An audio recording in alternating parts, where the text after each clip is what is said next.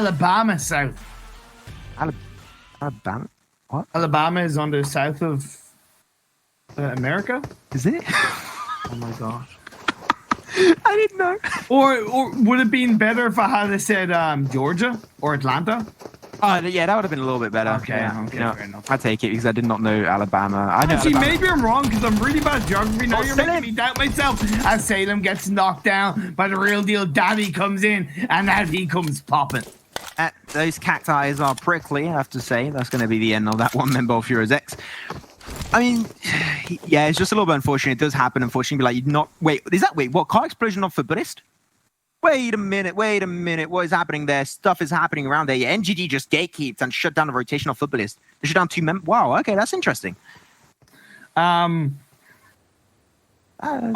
I was right. Phew, fine. I literally just looked on Google Maps. Alabama is on the south of America. Okay, that's fine. Okay, I was right. I didn't make myself Alabama sound for other stupid. reasons, but that's Yeah, no, I was so worried. Like, but anyway, for NGG rotating in on the bike, you do have a lot of these teams trying to reposition themselves. It's not going to be easy with this circle shift. I'll give that jump a nice 7 out of 10. Oh, stunt review. I'll give that 6.5. I'll be a little bit harsher. Not a lot of height added to the loop, so okay. But like, they had Lutz right behind him, but they didn't scout him out, and now Lutz is out of those bushes, so he can potentially get shut down by Beast and Cupid in the back end. Yeah, Footballist not off to a good start. Actually, maybe their weakest start in the event so far. Okay, so look at this phase 1 circle. The 2 core points to play on. Is it in the hills around Minas de Val and Chumacera, and the hills above Porto Paradiso? Those are your 2 core areas on either side of the circle. You do have a little bit of La Bandita that Nomad could hold on to, but that's kind of on north of the circle. Oh, he did it with the win. The attempt was nice, but unfortunately not going to be guaranteed good for him. And that'll be Ludstein out for Billy's down to only 1 member. You get punched to death by Tashi. Running gun, roll out. There's Goskiller. Once more, where's UDR? And UDR is just like switching 2 games in a row that we had in the regional finals, different drops. Because they went last time for, I believe it wasn't Monte Nuevo. They went for a different location. It was WSK that went for Monte Nuevo. But like, I don't think they have like a set drop-in location, which can kind of mess up UDR killers in their tracks. Oh, Vindex going to be trying to chase down Dusk, but Dusk, there you go. I want to see the aggressive red reserve. That is what I want. I know, right? That's what I was like, okay, look. Look at them. So good. Let's see what happens. Absolute poggers right there. But, well, it's fine. They can still be proud of making it through this far. Savage X might be overstepping a little bit with the UMP. Okay, actually, I didn't talk about that in quite some time, about the spelling of UMP. I'm pretty proud of myself. It's not spelling, it's pronunciation. Oh! That's how you not cook a nade. Oh, well, I guess, yeah. Like, can we have massive Fs in the chat for Sandro with the tune of Hello Darkness, my old friend. Feels bad, man, but big fat F. The coffin meme. Yes, the coffin meme of just Sandro with that grenade clip and the people. Just put Sandro also putting out his own coffin. It's like that. I don't know why he did that. It's definitely interesting. Anyway. Yeah, Solace going to be in the open. You know, Heroes X very spread upon El Pozo. And they'll just print on those kills one by one, really. They already got 1 frag earlier. It was on Selim. Solace, battle of nades. Or mollies. What the hell was that molly? Okay. Okay, so I'm really trying to keep an eye on where the teams that are really in the running to get the World League spot are. So Dream Eaters landed in Los Leones with Cunina Power, but they've actually disengaged to the west of Los Leones, more towards the central part of the circle. Unicorns of Love are actually rotating very close to Dream Eaters. They are one of the teams that are kind of in the running but need monster results. 1218 are actually in Porto Paradiso. They're the team that's probably looking the safest right now out of the 4 teams that are in the running, because they have nobody around them. They have a nice entryway into the high ground, and they can really set themselves up for the next 3 or 4 phases. Talking about setting yourself up, Red Reserve, they can still set themselves up for success, but they need to play aggressive. They need to get frag after frag after frag and go for literally every single fight. If it doesn't work out, well, at least you try, but that's the only way they can make it work in their favor. And also because... Hey, look at this. Forever gets knocked down. Oh, he does. By Red Reserve. Oh, damn. But, like, they have to go aggressive, but Miramar is not really prone to that. So every time you see a team, you're going to have to go for the fight. They see NGG, even though they had the building, they're not playing passive. Like, we need to get these kills on NGG. We can't let them escape. And they chase it down. They do get forever, as you just mentioned, and they're going to go overly aggressive, which in a normal scenario, I would say you shouldn't do this. But I'm going to agree with it because this is so important for them. Exactly, and now they just got to rack up as many points as they can. They're on 2 so far. NGG are on 3. Frost throws out a smoke. Going to look to give a little bit of support to Victor, but Victor's going to be shut down by Beast with the M16. Oh, he doesn't die. He does manage to disengage away. He goes on the dip. That's nice from Victor, but he's not out of the woods because Itachi's looking in direction. He's going to get on the first aid kit, but Victor gets knocked down. Yeah, I think that if they wanted to go for this outgoing war right now, they should have sent Dusk and Novas also. The fact that they did it so slow will not work out. Itachi was a shotgun war, get the frag. That's 1 for NGG, up to 4 kills so far. But now they're coming out a little bit too late. Novas and Dusk should have been a lot more proactive on pushing NGG out. Now that's going to be NGG trying to reposition behind that dip, also denying the potential aggressiveness brought by the position. Very true. Very true. And they're going to be able to use that dip to their advantage to try and disengage, of course.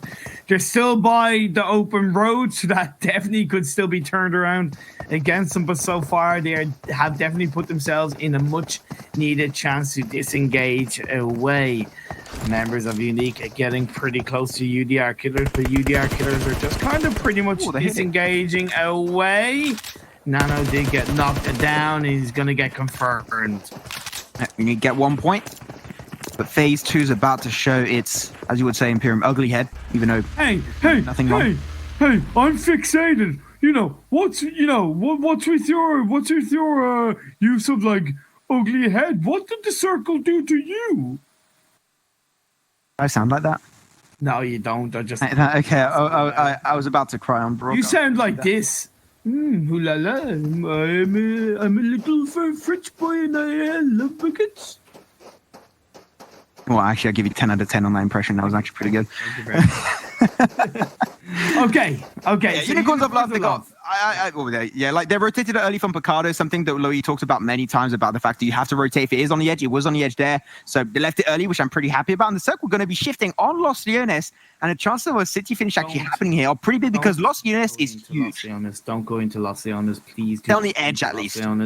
Stay on the edge at most. If not, do not go near them. Now, 1-2-1-8. What did I say? They are setting themselves up for success. Rotated from Porto Paradiso onto the high ground in the south. They do have to be careful of Heroes X, although I'm saying that Heroes X are down to 2 players. If 1-2-1-8 can take down Kunina Power ahead of them on the outskirts of Los Leones, that could really help their push Kunina Power down the standings ever more, but they will have to be careful. This is only phase 2. You don't want to get too aggressive. You more just want to get information. Information is definitely going to be key. Can they get that actually from getting onto the high ground positions in the south? But oh no, looking not too good for Unique. Frozen is out. Memphis knocked away and just flushed out. Analyst and Lightning going to be remaining. They have to move away out of that blue zone. But number 1, will they allow this to happen? I definitely do not think so, as they're trying to just wrap around this circle edge. I definitely think we're seeing a little bit more unhinged plays from some of these teams, especially the teams that are already qualified. Right? It's not that they're not trying to play, but there's a little bit of looseness there in terms of, look, we're not in the running to get the 15K. We're not, we've already secured a World League spot. Let's try and maybe push ourselves, test ourselves, try something new in these competitive games. I mean, for the teams already at the top, they want to deny the other teams from pushing up. And for the teams that are underneath, they want to try and get as many kills as they can to try and push up in the overall standings. So, like, of course, you're going to have an influx of aggressive plays, which I'm really expecting going into these games, especially on Miramar, which, you're not expecting to see too many aggressive players on Miramar, but you might have the aggressiveness of a Sanhok game on Miramar, which is something you don't see all that often. With that nade's going to be connected. Nacho will be confirmed by analysts, going to be reducing the amount of people that can give information away, and he's going to push. PRZ can still somewhat gatekeep it. But I don't know where Lightning is, actually. Let me check on my map. Lightning is already towards the circle. In the sky. Lightning's in the sky, Max. What? Am I wrong? I mean... no, answer my question. Am I wrong? I mean, no... no, just yes or no question. Am I wrong? Shut up. You just got bamboozled, my friend. No, indeed, Lightning is kind of a little bit in the blue zone. He's going to look to rotate around the members of M1, but this is the fight we're talking about, right, Max? These are two of the teams fighting for a World League spot. Konina Power and 1-2-1-8. Konina Power, be careful, my friends. Stay safe out there. Of course, everybody stay in the safe zone, but especially in this situation, Konina Power, you need all the placing points that you can get to climb up the standings. This has NGG are out there, going to be eliminated, unfortunately, in 16th position. Like, this is two different ways this fight can actually unfold. It's going to be about 12 knocks. That means that at one point in time, another of these two teams is going to get information that the other squad is going to be a team that is fighting for that #1 spot. If they get the information, or they're going to play passive because they don't want to fight them so early because they're going to absolutely try hard their hearts out, or they get the information and they want to shut down that team and focus them down. That's two ways to play around it. But Los Angeles is going to be a pretty big majority still in play here. And this is huge for both 1-2-1-8 and Konina Power, especially Konina Power. Yeah, they're both in fantastic locations. Actually, this circle in general, I really like it because there's a great mix of high ground and a couple of small compounds in the low ground. You also have the road in between those areas. So there's little clusters of high ground that teams can kind of hold on to. But because we've seen the likes of 1-2-1-8 and Konina Power already occupying a couple of those key points, it's going to be up to the kind of coastal areas of this circle on the edge. That's going to leave it for the rest of the teams to occupy. This is such a hard circle shift though for Red Reserve. Like, that's so many teams actually between them and the circle. It shifts away. I know that's something they've been complaining a lot a few times, is the fact that the circle shift away a few times in a row. But like, this is actually one maybe of the hardest positions they're gonna have to play around. So hopefully they can find a nice entry point. Maybe even go up north, but even that would be pretty harsh on themselves.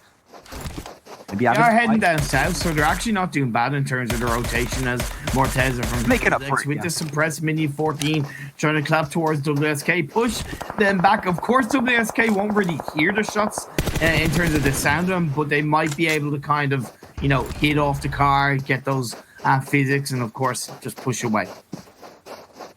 Yeah, playing very edge, you know, at this point they want to play passive. They already lost Selim very early in El Pozo to the real deal. So, of course, you want to try and just calm things down a little bit. As 3 meters, one team that is in contestment for this World League West spot. Gotta be careful. They do have Matt again, a headshot, but he's hidden in a nice position. He should drop down, I would personally recommend. Yes, drop he's down. Going to be doing that. Yeah, he's going to be dropping down. But the real deal, getting information that this is actually 3 meters. How are they going to play around this? Aggressive or passive? Aggressive. They got nothing to go out with the banger. To be honest, yeah, they're just going to try and go out with, you know, putting up a fight, getting kills, getting maybe a chicken dinner, of course. And then for the side of Dream Eaters, I don't like the fact that they're kind of hanging on to Los Leones. Yeah, it's the outskirts, but I don't know. It gets to a point like we're in phase 3, closing in on the phase 4. There's no way teams should in any way be in Los Leones at that point, in my eyes. Information gathering from this side is somewhat worth it, but I do understand definitely why you are a little bit skeptical of that position. It's not great to rotate away from. You can see where phase 4, like phase 4 is definitely when they're going to have to take a decision as to stay in Los Leones or leave the area. If they have to leave, they've got to do it instantly. But by phase 4, teams are already rotated around them, so there's far little space as he joins up with the rest of the team. So that's what I worry about. If they had sent 2 players away from Los Leones to scout in phase 1, phase 2, yeah, great, but they didn't do that. Oh, I see Gonzo get headshot Bandita of 1-2-1-8. Things could get pretty spicy over there. Definitely one fight you want to keep your eyes open for, because it could be with a huge impact in the overall rankings of the circle. Oh my God, going to be having a big section of unfortunately, Los Angeles out of circle. Oh, dear. Power. They got the best position. A little bit too spread at this point, though, I have to say, because of this shift. So try and reconcentrate yourself a bit. But because it's high ground and all the other teams are kind of around the edge, I actually really like their position. In other situations, I would actually agree. But you know what? They're confident. I want a 2-2 split because they're very like spread as like a line. I want them to like have actual 2-2 split because they had a battle of knock earlier was 1-2-1-8. I agree. I do agree with that in fairness. But now as the real deal, they're outside the circle. So are Dream Eaters. Meku is going to be able to spot Hackshot. Hackshot actually hits up against the wall. He has to disengage and wait for that bite, but he just manages to fight. Danny and Azzy from the side are pop shots off onto Meku, so he has to prone down. You do have the 4th member, Buju, of the real deal, also close by the Hackshot. Dream Eaters, don't engage unless you have to. Yeah, because right now they are currently in #1 position. Aiming purely for position points with a few frags on top would be literally enough for them. Exactly. There's no really, like, or if you want to go aggressive, you've got to do it in a really smart manner. Like, doing it right like this, just running in the open is a little bit tricky and risky for me. It is. It works out. Like, I'm all about taking control of your game, right? I'm the first to say that. I'm all about being aggressive, but play to the situation, play to the standings, and you cannot afford to go out in 15th place or 14th. I can tell you that much, but Buju is a little bit caught out. The members of the real deal, they're not in the safest of positions, right? Yeah, there's a couple of containers. Yes, there's that broken building to the side, but outside of that, they are in the open. Attack shuttles, and he gets knocked down by Advocate. This is really good fighting, though. They legit don't have to go overly aggressive. Just get a few peeks on the members are currently in the containers, then focus down on the 2 remaining members of the real deal, and it will be great. Meku, though, the nade going to be chucked in his direction. Oh, pretty good on the aim, a little bit lower, and it would have been absolutely perfect. The Dream Eaters steal. They're getting closer. Those smokes are buying them a lot of time and creating an entry point upon those 2 members. That'll be engagement coming out. Where's Matty? Getting though time, because the longer they leave it to engage, the less space they're creating for themselves inside the circle. All the while, UDR Killers are eliminated in 15th place, so 14 teams left, 43. As he going for another Kobe. Is that going to connect onto Advocate? Not quite. And now Thanos goes down the hill. Advocate is there. Meku is on the side. And where is the 4th player of Dream Eaters? Yeah, wait for Matic. I was legit just so scared as to them actually just putting the fight and going overly aggressive there. But now at least they did have Thanos get somewhat of an angle, even though it's not really impactful because they legit can't see above that roadside on the members of the real deal. So I'm still thinking that this is a little bit of a throw on Dream Eater's side. I think they should try and reposition as a full squad a lot more efficiently to take this fight 4v2, because even though it's 2 members, they can easily take a 2v4 if they do get really good coordination. Okay, so Buju was knocked down. That literally leaves it down to just Daddy and Azzy. Daddy, we've seen him pull out some fantastic plays in this regional finals, specifically that Erangel game where he was able to fend off 2 teams. But now this is a completely different situation. This is a completely different moment. This is a defining moment for Daddy if he can get the squad wipe on the Dream Eaters. Yes, the real deal are not in the running, but you know what? You go out in pride, you go out with your head held high, and with the 1v4, that would certainly put you in that moment. Oh, that circle is huge for 1218. Their compound is still in play. But they might also want to try and take a little bit of control. They can potentially push a little bit up north, just like maybe send 2 members out to actually deny the rotation of Dream Eaters. I mean, they got information that they're up there. They saw the kill feed. They saw the bullets getting thrown over. I think they can kind of expect Dream Eaters are going to be there, also because they like to drop towards Los Leones if possible. Now, nades and utility going to be there. Dream Eaters almost as a full squad. They still got Thanos on the frontal line to give. I think is there to mainly be as a scout and use information and give information over.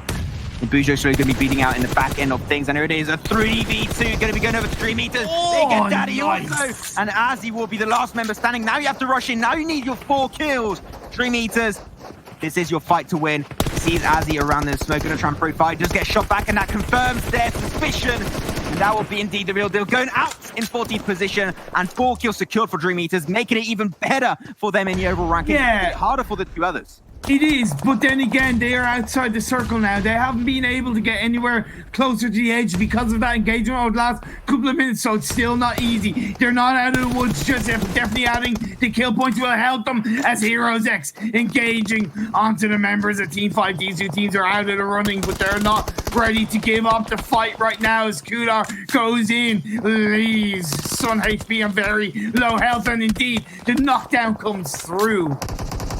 Oh, such a nice ring gauge, I have to say, from Heroes X. I was not expecting them to take that win, to be completely honest, versus Team 5, because Team 5, they were kind of controlling at the very start, but now they're able to take control, they're able to get the reses too. Daphne's going to be having to hold that with Ice set at. Where the hell is Ice set at? That is my question. He's actually high up north. He's actually across that road. He's trying to wrap around, trying to have the sneaky play, but they hear the footsteps. They know exactly that he's not on the rooftop. Now they can kind of predict, and they're taking control of the compound. They still pulled off the good old switcheroo trick. Kudo is going to be jumping out a little bit overzealous, I do have to say, was definitely really risky, and it will not be paying off. Almost able to switch over to the second target of Morteza, but will not be paying off, as Team 5 will be losing Daphne. Yeah, indeed. But Team 5 are still in this because they sent one person forward. This is the risk for Dream Eaters, right? They have to try and find an entry point into the circle, and they're going up against the teams that they are fighting in the overall standings. Dream Eaters and 1-2-1-8. This could be the defining moment for the team that qualifies. Nomad Gaming are out. We're down to 10 teams. 26 players are kept going. PRZ coming in from the side. No, he gets taken out. Down goes number 1, a kill in the favor of 1-2-8. Nothing they will not accept. You said going down is going to be number 1, but I was like, no, Dream Eaters are still here. But like, it's actually BT number 1 that's called number 1. Yes, that's what I mean. Oh, those guys are going to be pushing a little bit higher up. I think that this is still going to be great because the circle shifts actually over to WSK and Kunina Power. This is their game to take. If they do win this with a chicken dinner, that would be their 3rd in the entirety of the regional finals, and they can overtake Dream Eaters. 1-2-1-8 and finish in one clean swoop on this Miramar game. This is their game to win. They can't afford any mistakes. But look at this, Unicorns of Love. They're not ready to give up the fight. They're not ready to stop pushing. They've got Dream Eaters ahead. All these teams are outside the circle, so they've got to push through each other. These 3 teams are some of the teams that are ready to fight for that World League spot. Zakon heals up. Couple of vehicles for 1-2-1-8, but what can 1-2-1-8 go up northwards? I think they kind of can go up north, but they'll be going up into favor of Kunina Power. Dream Eaters get eliminated by 1-2-1-8 in 9th. That is a cutting blow for Dream Eaters. That is cutting edge. That is definitely the most impactful fight that 1-2-1-8 could ever expect to take. Now, the next one they've got to focus on is shutting down Kunina Power. If they can do that, they are almost pretty sure controlling and holding on their first position overall and taking over Dream Eaters overall. They got 5 kills so far. I think that we had Dream Eaters that had 4 versus the real deal. I think they only had 4. So that means that 1-2-1-8 so far, they are looking really strong. But Unicorns of Love, they're going to be pushing forward. Where the hell is this? This is inside the underground area, the location. Never went there. It's very unusual. It normally doesn't go there, but it's currently being held by Ghost Skillet and WSK. You also have Kunina Power. They're etched on different areas of this circle where Deserve go down. Just like that, but Team 5, they knock down a couple of members of Unicorns of Love as 1-2-1-9 holding on the outskirts on the west side of the circle. That's WSK out of this game. And it's great because WSK were threatening Kunina Power on their position, so now they're just going to be holding on their own on the rooftop. But wait, Goskele, are they underground or on the top? They're underground. Okay, Goskele are going to be underground, so they're not really going to be a big threat for Kunina Power. Now the fight of the underground is going to be Unicorns of Love, Heroes X. That's going to be great for getting Bandit to down. If they win it, this is maybe the huge comeback to Kunina Power needed. Confirm the kill. Try and confirm it, but the smokes are buying time for them. I like the prone and peek. Be very careful of what you're doing, Tixie. I like the angles that he's holding on to. The circle goes down. We're going to see Phase 7 showing up. This is an incredible game. This could be the game changer. Look at Azor up on top of the hill. Rogue is going to be bleeding out, and down he goes. Tulika is going to be up, but he's facing up against the blue zone. This could be the end of 1-2-8's journey in this Miramar game. Going for the run of it, but he's going to get knocked down by Azor. And that's going to be another kill in the favor of Kunina Power. And they get it. Kunina Power shut down 1-2-1-8. It's so interesting to see the 1-2-1-8 shut down Dream Eaters, and then Kunina Power shut down 1-2-1-8. It's just a die or kill kind of world, and Kunina Power, they're coming out on top. The circle does go up north once more. This is definitely the game for Kunina Power to win. They're the only team on the SOP. Hell yeah, and they've got 10 kills so far in this game. They made it their own. Heroes X go down. Cannot forget about Unicorns of Love, though. Yes, they've only got 2 kills. They haven't been the most aggressive, but they're not down and out just yet. Kunina Power up on top of the hill. We got 3 teams left. Ghost Skilla, Unicorns of Love, and Kunina Power. You gotta say that whatever happens in this game, yes, it's gonna come down to a couple of points, but Kunina Power have firmly put themselves in the running to claim the World League spot. Yes, we've got 1 game to go. We haven't seen this game close out, but my God, are Kunina Power putting in such a good performance. As they're inside the blue zone, is going to get knocked down by Unicorns of Love. Nice flank by the members of Unicorns of Love as a unit going up that hill. So right now, that was such a huge mistake. Falling down, allowing Unicorns of Love to pick up the kill, and Kunina Power now is 2 members. They're going to have to hold on to this. Can they control it? But they still will be getting third position with 10 kills. Imperium, that is huge. Another double-digit kill game. Well, on the lower side. They got Tixie down too. Oof. Dixie gets knocked down. It just leaves Gonzo and Robadini. We've seen what Gonzo can do. This is his moment. He gets a knockdown. He gets a double knockdown. Gonzo with 1 health gets the job done. And down goes Unicorns of Love. 1 by 1. Robadini and Gonzo putting the fight onto Unicorns of Love. Robdini able to pull off the moves as Gonzo. What a play! But now Goskilla, as I said, they're just going to be lurking in the underground, and I think it might be actually ending into a battle of heals. As Talon going to try and survive, he's still got 2 more first aid, but that's not going to be paying off. But right now, the playstyle that both of these teams of Goskilla and Kanina Power have to play for is going to be put all of your health packs in one member and heal up consistently. That is how you're going to do the Battle of Nox. Yeah, I think that's exactly what they're doing. I think they're giving it over to Agon, if I'm not mistaken. They look to try and claim themselves in center circle. Yes, this is a bit of a anticlimactic finish to the game for sure. So you got to think about Kanina Power. I think they've got 13 kills, 12 kills so far in this game. They're not going to get any more because those skill are underground. But if they can get the extra 6 points from a placement point of view, that will. I have no words on how much of an effort that's going to put them in. And Robadini, are they going to try and go for the engagement? I haven't got. Well, okay, maybe Robadini is going to go for it and leave Gonzo to try and heal up, right? What I would personally recommend is give to Gonzo or give to Robdanini, give them all the health packs and then send one member of Kanina Power down to go for the fight. That's what they're doing. That's what they're doing. I think this is perfect. I believe the micro mechanics of Gonzo may be a little bit superior, so I would have sent him first actually in the fight because he's great as a one-man army to pull off these kind of scenarios. But Robdanini's going to be down. He needs to get every single kill. He's getting responded instantly. Robdini going to be having a little bit of a hard time because otherwise just wasting up. He will be knocked away by Savage X. They're going to confirm that kill swiftly. But once again, he's trying. I think the main also reason he's trying to get as much damage out as possible to try and maybe make the battle of heal go in their favor. But now it's all going to be in the hands of Gonzo. 1v4, but really it's a 1v1 when you think about it. Well, here's the thing, and I know they probably knew this already, but I think that was also a confirmation that all the players were underground, right? So Gonzo knows that all he can do is wait on top of the hill. He's looking at some med packs. Of course, bandages are not going to do much for you in this situation. If he's got 8 first aid kits, how many do Goskilla have? Yeah, I think you said it was Aegon. I would love to see Aegon is definitely like the most central position. He's just staying prone, and Goskilla just like, okay, well now you're just going to have to try and heal up, my dude. I'm surprised the Goskilla didn't try and like rush a little bit early to try and just mow down the minimum of Kanina Power. So I think Gonzo is in a more central position than Agon. He has access to everything. As far as I know, but in terms of to where this blue zone is going to end. Okay, that's a win for Goskilla, I'm pretty sure. Like, it has to be a win. No, because if Gonzo is in the center of the circle, the blue zone damage is going to tick more than he can heal up, right? So it doesn't matter if he's aiding first aid kits. If the blue zone hits you earlier on this phase 9, you're not going to last as long. 18. You know what, Imperium? I propose a friendly bet between casters.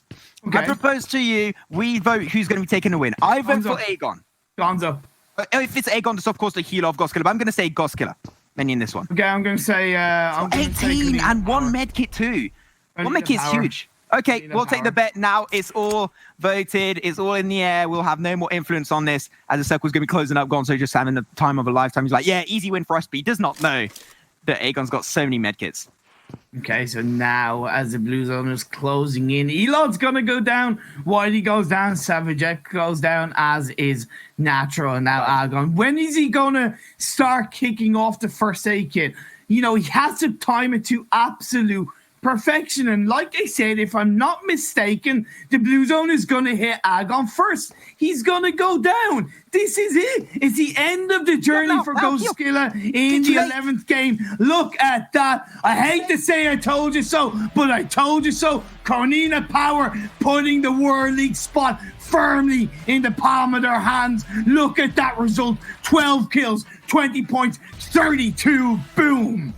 I think I understand what happened there. I think he went for the medkit, and the medkit takes longer to actually proc, and he actually didn't make up for the tick damage. And, oh man. That could have actually gone for him. I would love to like talk with Aegon after this to know what actually happened there was that, because I'm pretty sure he went for the med kit, but still, congratulations to Konina Power. This is the game they needed. They had like 10 at the end. All those kills got denied, unfortunately, because they all died to the circle. But now, damn. Look, okay, in fairness though, 1218 got 12 kills and Dream Eaters got 9. Sorry, 12 points and Dream Eaters got 9. So it's not as huge of a push by Konina Power, but like I said, that chicken dinner, those extra 6 points, that could be the make or break for them making it to the World League. That's it. It speaks for itself. It's going to come down to that last game. It's going to come down to a wrangle, and I cannot wait to see how these three teams battle it out. I literally just tagged Aegon in the chat. I want to know exactly what happened there, because he's actually answering to me right now. But we're gonna go quickly over the replays. Huge fights happening for every single team that had to fight. I gotta say, they pulled off their best performance yet, and it was such a great game. I do have to say, very unusual circle, but like that is the fun part of like seeing these weird circles. WSK got shut down by Goskilla. Actually, I've seen the map. I thought that it's actually WSK that was on the high ground with Konina Power. They happened to actually were in the lower ground with the team of Goskillas. It's still nice. But Unicorns of Love, that was such a nice attempt. A little bit of an also mistake from Eggs off Konina Power though. And by the way, in fairness though, I think that's kind of what went slightly against 1218 a little bit, is that they held onto their compound for too long in terms of Konina Power. Yeah, of course the circle did kind of shift against them, but they also kept on rotating, they kept on moving, and when they rotated and moved earlier, they got information, whereas 1218, they were holding on to that compound, and yeah, that helped them get a couple of kills, but from a placement point of view, that really pinched them in the late game, and it meant that they didn't get as high of a placement result. I just also had the response of Aegon. He just said, I don't know, bro, full boost, and I didn't miss the timing, so I don't know what really happened there, because you're supposed to be able to heal against this kind of blue zone, so it seemed like we'd never have a little bit of an issue on that, but that's completely fine. It happens, you know, because